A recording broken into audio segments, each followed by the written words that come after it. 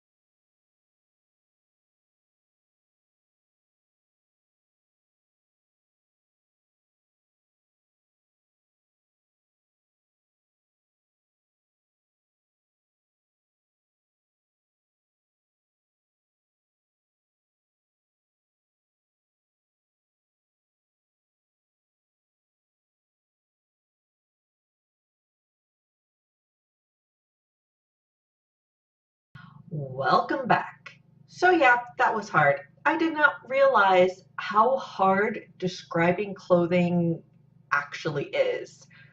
So typically, kind of my strength is describing things, but describing clothing is really hard. Like I kind of had an idea in my head, but actually being able to describe it was really hard. So here we go. Most people in my world kind of wear the same thing, but there is exceptions, of course.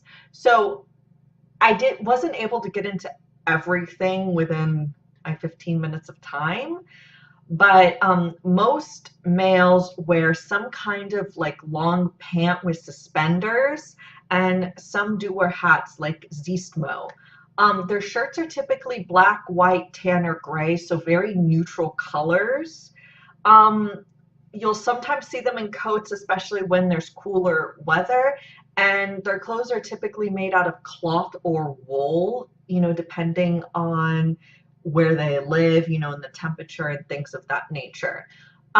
Now, most females wear long dresses. They typically have aprons. The dresses will come in varying colors from yellow to pink to blue to purple. So there's not as much kind of blandness in the female color choices as there are with the males.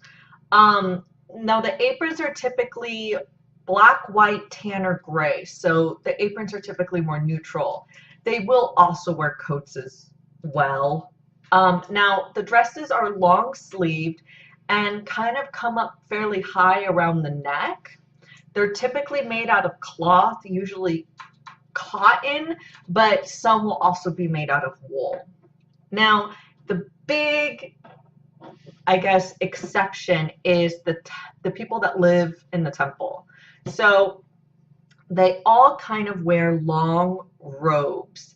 The robes, come to their feet.